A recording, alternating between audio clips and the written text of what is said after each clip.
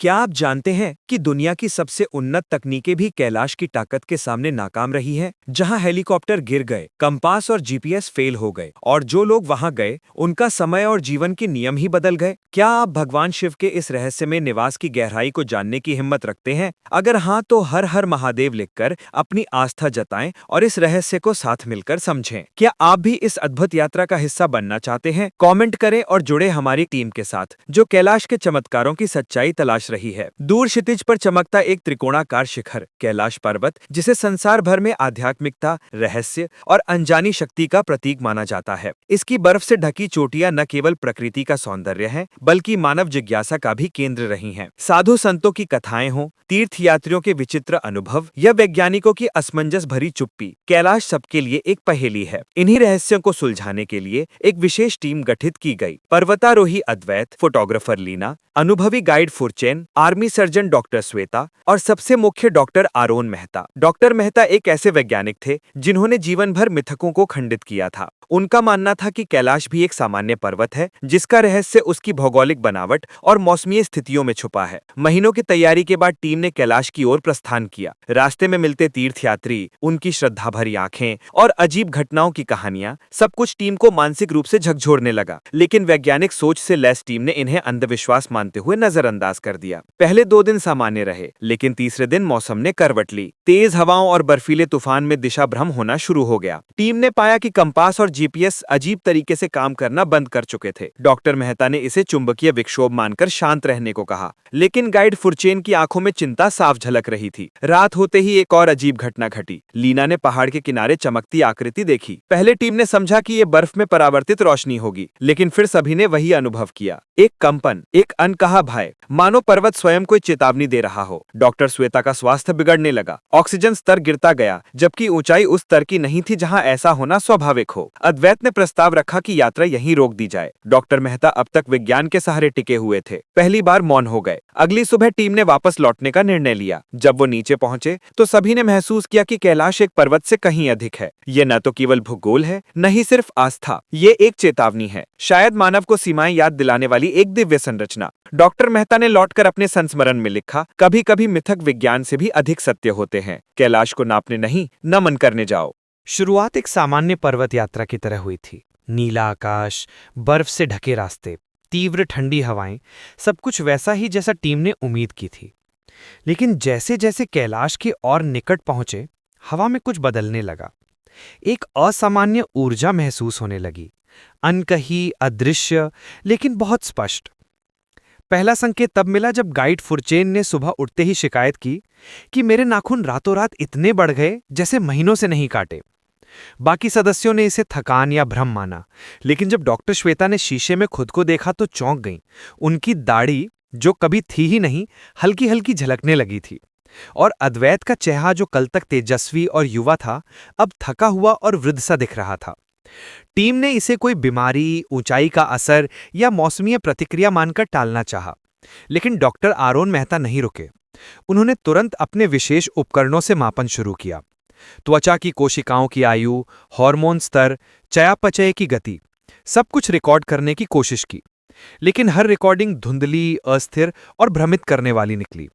Data screen पर दिखाई तो देता था, पर जैसे ही सहेजते वह गायब हो जाता या विकृत हो जाता। ये कैसे हो सकता है? डॉक्टर मेहता बड़बड़ाए। या तो उपकरण खराब है, या यहां समय और जैविक प्रक्रियाएं किसी और ही नियम पर चल रही हैं। लीना, जो हर पल तस्वीरें ले रही थी, अचानक बोल पड़ी, मुझे कुछ गड़बड़ लग रही है। कैमरे में कुछ भी वैसे नहीं दिख रहा जैसे हमारी आंखें देख रही हैं। टीम ने उसके कैमरे की तस्वीरें देखीं। अद्वैत की तस्वीर में उसका चेहरा पूरी तरह धुंधला था, मानो समय उसकी छवि को पकड़ने से इनकार कर रहा हो। फुरचेन की एक तस्वीर में उसकी परछाई विपरीत दिशा में जा रही थी, जबकि बाकी सबकी सामान्य थी। डॉक्टर श्वेता ने धीरे से कहा, क्या हम किसी तरह के समय प्रवाह में फंस गए हैं, या कैलाश कोई स्पेस टाइम अनोमली है? डॉक्टर मेहता ने सिर झुकाया। उनका वैज्ञानिक मन इस विचार को स्वीकारने को तैयार नहीं था, लेकिन जो हो रहा था वह किसी सिद्धांत में नहीं आता था। टीम चुप थी, और हवा अब और भारी लगने लगी थी। कुछ था जो उन्हें देख रहा था, माप रहा था, या शायद परख रहा था। धीरे धीरे सभी ने समझ लिया था कि यहां सामान्य नियम काम नहीं करते, ना समय, ना जैविकी, ना विज्ञान। कैलाश जैसे अपनी एक अलग वास्तविकता में जीता था, जहां प्रवेश करना आसान था लेकिन उसे समझना असंभव। और यह तो बस शुरुआत थी। तीसरे दिन जब टीम ने बर्फीली घाटियों से होते हुए एक संकरी पहाड़ी दर्रे में प्रवेश किया, हवा में कुछ और ही था। न ठंड जैसी लग रही थी, न ऊंचाई वैसी महसूस हो रही थी। अद्वैत सबसे आगे था, फिर गाइड फुरचेन और पीछे पीछे बाकी टीम। तभी एक मोड़ पर वे ठिठक गए। एक पत्थर पर एक वृद्ध साधु बैठा था, न ऊनी कपड़े न जूते, सिर्फ एक पतली चादर और लंगोट। वो बर्फ पर ऐसे बैठा था मानो तपती रेत हो। उसकी आंखें बंद थीं, चेहरे पर शांति ऐसी जैसे समय भी वहां रुक गया हो। शरीर पर बर्फ की पतली परत थी, लेकिन उसका शरीर स्थिर और सांसें धीमी, जैसे हिमालय का ही अंश हो। टीम रुक गई। डॉक्टर आरुण ने झिझकते हुए पूछा, आप यहाँ इस ठंड में? साधु ने आंखें खोली। उनमें कोई चमक नहीं थी, पर एक गहराई थी, जिसे देखकर डॉक्टर मेहता जैसे मौन हो गए। बाबा बोले, यह स्थान प्रभु का है। यहाँ कोई अपनी इच्छा से नहीं आता, केवल उनकी अनुमति से। यह शब्द हवा में ऐसे गूंजे जैसे स्वयं कैलाश ने कहा हो। बाकी टीम कुछ बोल नहीं पाई। कुछ क्षणों तक सन्नाटा रहा। फिर डॉक्टर आरोन ने अपने स्वभावानुसार पूछ लिया, क्या ये सब, ये आवाजें, ये सपने, ये परिवर्तन, क्या ये सब वैज्ञानिक प्रभाव हैं? चुंबकीय क्षेत्र, मनोवैज्ञानिक भ्रम या ऑक्सीजन की कमी? बाबा मुस्कुराए। वो मुस्कान उपहास नहीं थी, ना दया, बस एक शांत स्वीकृति। उन्होंने उत्तर दिया, कुछ सत्य उपकरणों में नहीं बंधते। यहाँ जो होगा वो अनुभव होगा, प्रमाण नहीं। जो देखना चाहते हो वो यहाँ नहीं मिलेगा, जो खोदोगे वही लेकर जाओगे। डॉक्टर मेहता चुप हो गए। पहली बार उनके चेहरे पर संशय नहीं, स्वीकृति दिखी। लीना ने कैमरा उठाया बाबा की तस्वीर लेने के लिए, लेकिन जैसे ही उसने क्लिक किया, स्क्रीन काली हो गई। कैमरा बंद हो गया, फिर चालू ही नहीं हुआ। मैंने ऐसा पहले कभी नहीं देखा, लीना बुदबुदाई। बाबा ने सिर्फ इतना कहा, ये पर्वत तुम्हें बुलाता नहीं, तुम्हें चुनता है, और जो चुने जाते हैं वे लौटते नहीं जैसे थे। अद्वैत ने झुककर उन्हें प्रणाम किया। बाकी सबने भी सिर झुकाया, बिना किसी योजना के, जैसे किसी शक्ति के सामने नतमस्तक होना स्वाभाविक हो।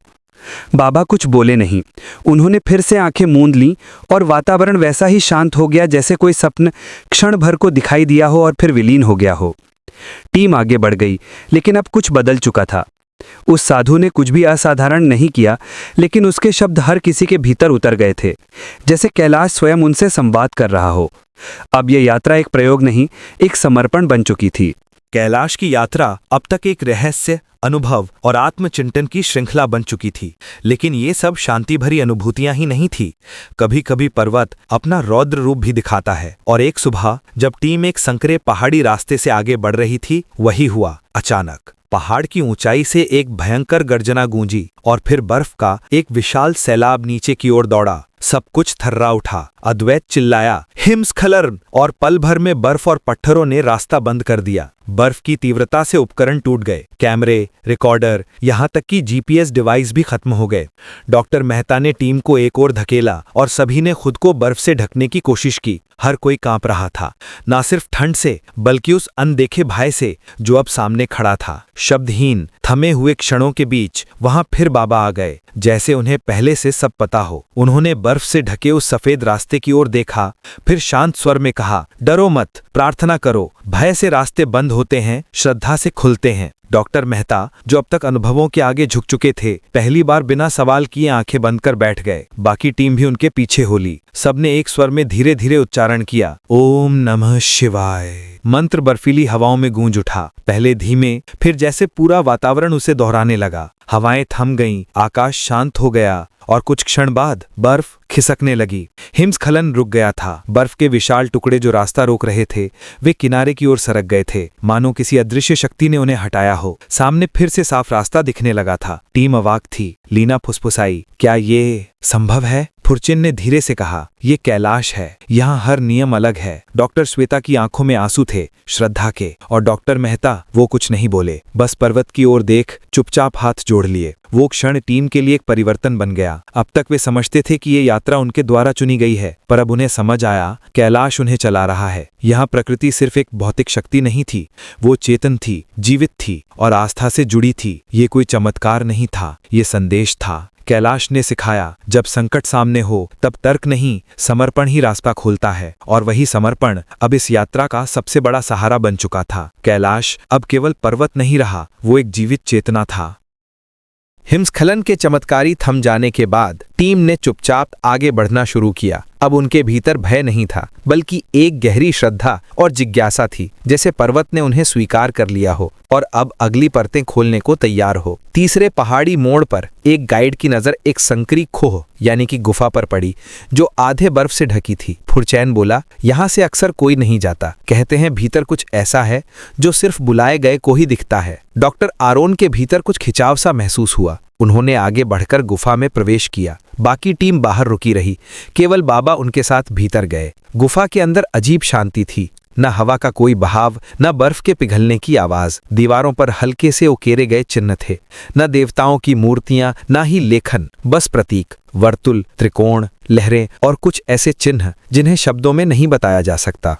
डॉक्टर आरोन ने तुरंत अपनी जेब से पोर्टेबल कैमरा निकाला और तस्वीरें लेने लगे। फ्लैश चमकता रहा। उन्होंने हर चिन्ह का कोण बदल बदल कर चित्र लिया, पर जैसे ही कैमरे की स्क्रीन देखी, उनके माथे पर शिकन पड़ गई। तस्वीरों में कुछ भी साफ नहीं था, सिर्फ धुंधली रेखाएं और अस्पष्ट छायाएं। ये कैसे हो सकता है? उन्होंने फुसफुसाते हुए कहा। बाबा पास खड़े थे। उन्होंने दीवार की ओर इशारा करते हुए कहा, यह ज्ञान दिखता है, पकड़ा नहीं जाता। जो चिन्ह तुमने देखे हैं वे केवल आंखों के लिए नहीं थे, वे आत्मा के लिए थे। डॉक्टर आरोन चुप हो गए। वह व्यक्ति जिसने जीवन भर तथ्यों को परखा, सिद्धांतों में विश्वास किया और हर रहस्य को तर्क से काटा, अब एक गुफा में खड़ा था जहां उसे कुछ दिखा तो, पर वह उसे पकड़ नहीं सका। कैमरा असफल हो गया, लेकिन भीतर कुछ और जाग गया। वह खड़ा रहा, एकटक चिन्हों को देखता रहा और धीरे धीरे उन प्रतीकों में उसे गति दिखाई देने लगी, जैसे वे स्थिर नहीं थे बल्कि सांस ले रहे थे। कोई शब्द नहीं था, पर अर्थ भीतर उतरने लगे। बाबा ने कहा, ज्ञान कोई वस्तु नहीं जो बांट दी जाए,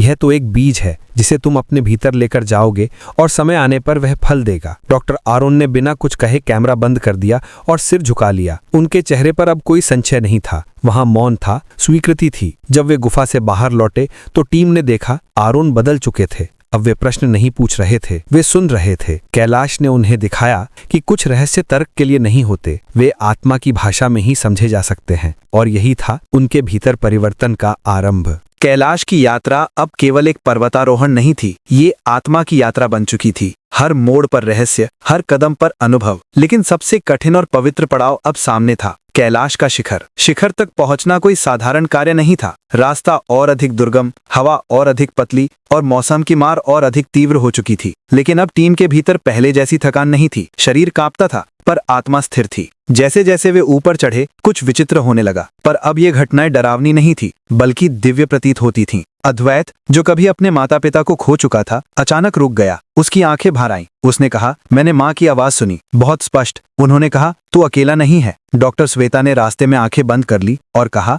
कोई मेरे सिर पर हाथ फेर रहा है, जैसे मेरी दादी करती थी जब मैं डर जाती थी। वे कांप रही थी, पर मुस्कुरा रही थी। लीना, जो हमेशा तर्क से चीजें समझती थी, अब चुपचाप चल रही थी। उसने बाद में कहा, मैंने अपने बचपन को देखा, वैसा जैसे समय ने मुझे कुछ पल के लिए वहीं पहुंचा दिया हो। फुरचेन, जो गाइड था और वर्षों से कैलाश की गोद में आता रहा था, पहली बार कुछ बोला। पहली बार मुझे लगा कि मैं नहीं, कोई और मुझे चला रहा है, जैसे मेरे पांव नहीं, मेरी आत्मा चल रही हो। और अंत में डॉक्टर एरन मेहता, जिनके भीतर परिवर्तन की प्रक्रिया पहले ही शुरू हो चुकी थी। उन्होंने कुछ नहीं कहा, पर उनकी आंखों में एक अजीब सी नमी और चमक साथ साथ थी। जब टीम शिखर तक पहुंची तो वो दृश्य, वो क्षण शब्दों से परे था। आकाश एकदम साफ था, न कोई तूफान, न कोई बर्फ, बस प्रकाश। लेकिन मैं सूर्य का नहीं था, वे प्रकाश जैसे भीतर से निकल रहा था, हर ओर, हर दिशा से। एक कंपन, एक ध्वनि, न तेज न धीमी, बस एक अनंत ओम की तरह गूंज रही थी। हर कोई वहीं बैठ गया। किसी ने कुछ नहीं कहा, ना कोई तस्वीर ली गई, ना कोई उपकरण चालू हो सका। सब कुछ जैसे निष्क्रिय हो गया था।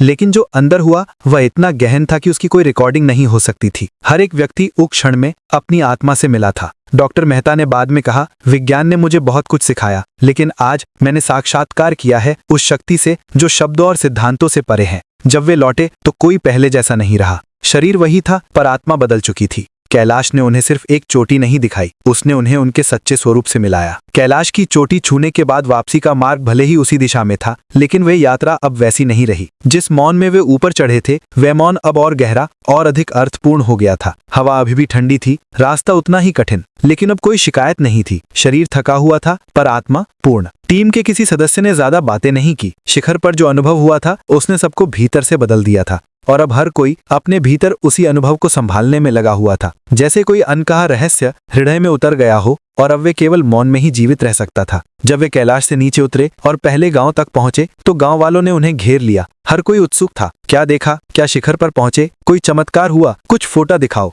लीना ने कैमरा निकाला। सबकी नजरें स्क्रीन पर थीं, लेकिन जो दिखा वह खाली फ्रेम थे। सफेद धुंध, विकृत आकृतियां और कुछ अस्पष्ट परछाइयां। अद्वैत ने अपने रिकॉर्डर को चालू किया, लेकिन उसमें केवल हवा की साएं थी। डॉक्टर श्वेता ने लैपटॉप से डेटा निकालने की कोशिश की, पर सारी फाइलें गायब थीं, जैसे कुछ हुआ ही नहीं हो। गांव वाले हैरान थे और शायद थोड़े निराश भी। कुछ भी नहीं लाए? उन्होंने पूछा। टीम चुप रही, और फिर पहली बार डॉक्टर एरन ने सिर उठाकर कहा, हम जो लेकर लौटे हैं वह आंखों से नहीं दिखेगा। रात को शिविर में जब सब सोने की तैयारी कर रहे थे, डॉक्टर एरन अकेले बैठे अपनी नोटबुक में कुछ लिख रहे थे। उनके चेहरे पर वही वैज्ञानिक गहराई थी, पर अब उसमें एक नई नम्रता भी थी। वे नम्रता जो अनुभवों से आती है, सिद्धांतों से नहीं। उन्होंने बहुत कुछ लिखना चाहा, चिन्हों का वर्णन, प्रकाश का रंग, ध्वनि की लय, पर हर शब्द अधूरा लगा। अंत में उन्होंने पेन नीचे रखा और एक ही पंक्ति लिखी, जो देखा नहीं जा सकता उसे महसूस करो। ये उस वैज्ञानिक का अंतिम निष्कर्ष था, जिसने जीवन भर देखने और सिद्ध करने की कोशिश की थी, और अंत में समझा कि कुछ सत्य ऐसे होते हैं जिन्हें केवल अनुभव किया जा सकता है, मापा नहीं। ये पंक्ति उनकी यात्रा की सबसे मूल्यवान डिस्कवरी थी। जब टीम शहर लौटी, तो मीडिया ने सवाल किए, संस्थानों ने रिपोर्ट मांगी, शोध पत्र के लिए डेटा मांगा गया, लेकिन उनके पास देने के लिए कोई ठोस प्रमाण नहीं था, सिवाय इस एक बात के कि कुछ था जो शब्दों में नहीं बंद था। जो शिखर पर मिला वह किसी एक धर्म, एक विज्ञान या एक दर्शन का हिस्सा नहीं था, वह मानव चेतना की गहराई थी। कैलाश ने सब कुछ छीन लिया, उपकरण, तर्क, सिद्धांत, और बदले में एक अनुभूति दी, और वही परी थी जिससे वे अपने भीतर लेकर लौटे थे, सदा के लिए। जब भारत की टीम कैलाश के रहस्यों को समझने की कोशिश कर रही थी, उसी समय दुनिया के दूसरी ओर चीन भी इस पवित्र पर्वत को जीतने की अपनी योजना में व्यस्त था। चीन की सरकार ने इसे एक राष्ट्रीय मिशन बना दिया था, तकनीकी श्रेष्ठता और मानवीय साहस का प्रदर्शन। वे चाहते थे कि कैलाश को विज्ञान और ताकत के दम पर जीत लिया जाए। सबसे पहले उन्होंने उच्च तकनीक वाले हेलीकॉप्टरों का इस्तेमाल किया। हेलीकॉप्टरों को कैलाश के ऊपर उड़ाने का आदेश दिया गया, लेकिन जैसे ही वे पर्वत के करीब पहुंचे, जैसे कुछ अदृश्य शक्ति ने उन्हें निगल लिया हो। हेलीकॉप्टर के कंपास ने अचानक काम करना बंद कर दिया। इंजन जाम हो गए,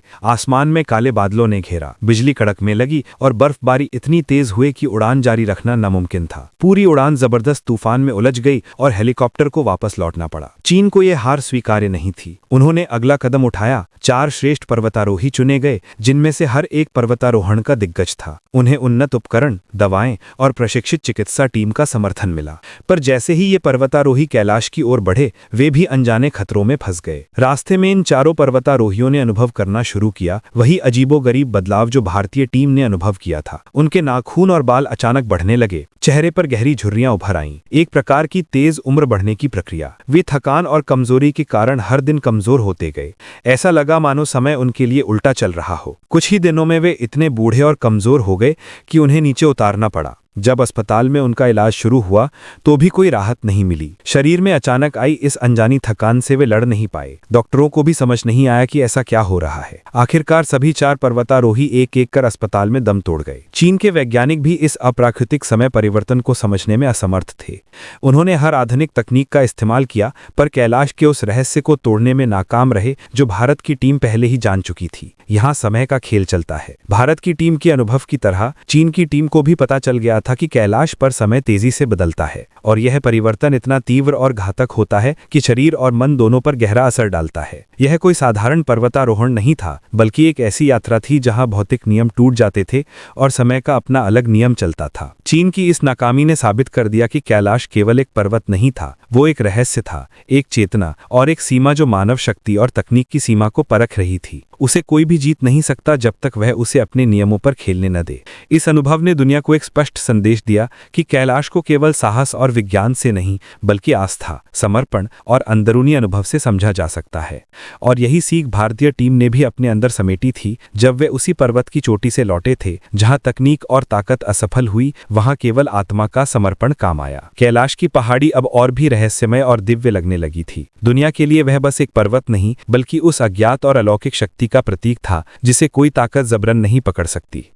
कैलाश, वो पवित्र पर्वत जो सदियों से मानवता के लिए रहस्य और आस्था का स्रोत रहा है। आज तक कोई भी उस शिखर को पूरी तरह से जीतने में सफल नहीं हो पाया। न चीन, न रूस, न कोई भी देश या समूह। यह पर्वत आज भी अपने आप में एक ऐसा रहस्य है जिसे छूने की चाह में लाखों ने प्रयास किया, पर केवल कुछ ही वापस लौटे, और वे भी पूरी तरह वैसा नहीं रहे जैसा वो पहले थे। इतिहास की पुस्तकों में एक ही नाम चमकता है, मेलारेपा, एक महान बौद्ध संत जिसने वर्ष 1128 में कैलाश की चोटी तक पहुंचने का अनूठा कारनामा किया था। जब वो लौटे तो उन्होंने अपनी यात्रा के बारे में कुछ नहीं कहा। उनके शब्द मौन थे, पर उनकी आंखों में एक अलग ही चमक थी, जैसे उन्होंने किसी दूसरी दुनिया को देखा हो, किसी ऐसी वास्तविकता को महसूस किया हो जिसे शब्दों में बयान करना असंभव हो। मेलारेपा का नाम आज भी कैलाश की महिमा के साथ जुड़ा हुआ है। उन्होंने बताया नहीं, पर उनके शिष्यों और आसपास के लोगों ने महसूस किया कि वे किसी उच्चतर चेतना से लौटे हैं। उनका व्यवहार, उनका दृष्टिकोण, सब कुछ बदल चुका था। कैलाश को लेकर कई किंवदंतियां और मान्यताएं हैं। कुछ लोग इसे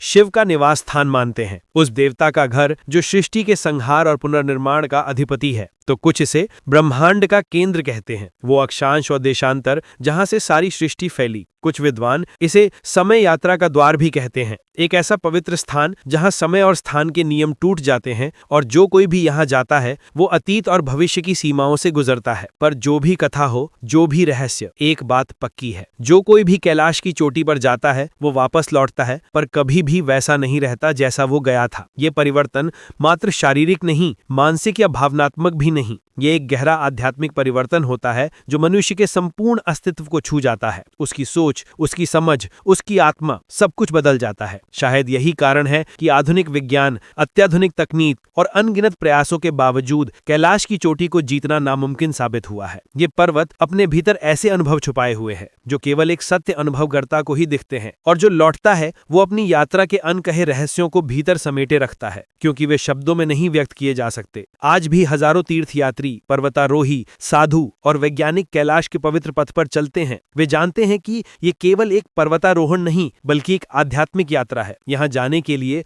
बल, ज्ञान और तकनीक के साथ साथ श्रद्धा, समर्पण और एक खुले दिल की जरूरत होती है। कैलाश एक दर्पण है जो हमारे भीतर की अनंत संभावनाओं और सीमाओं को दिखाता है। जो वहां जाता है वो न केवल पर्वत की चोटी पर पहुंचता है बल्कि स्वयं के अंदर की ऊंचाइयों को भी छूता है। ये अंतिम रहस्य, ये अद्भुत शक्ति, यही कैलाश को विशिष्ट बनाती है। एक ऐसा रहस्य जिसे ना तो पूरी तरह समझा जा सकता है, ना पूरी तरह तोड़ा जा सकता है। और इसलिए कैलाश हमेशा एक पहेली, एक प्रेरणा और एक चेतावनी बना रहेगा कि कुछ अनुभव, कुछ सत्य केवल अनुभव किए जा सकते हैं पर पूर्ण रूप से समझे नहीं जा सकते। और यही वो अंतिम रहस्य है जो कैलाश की चोटी पर हमेशा झिलमिलाता रहेगा।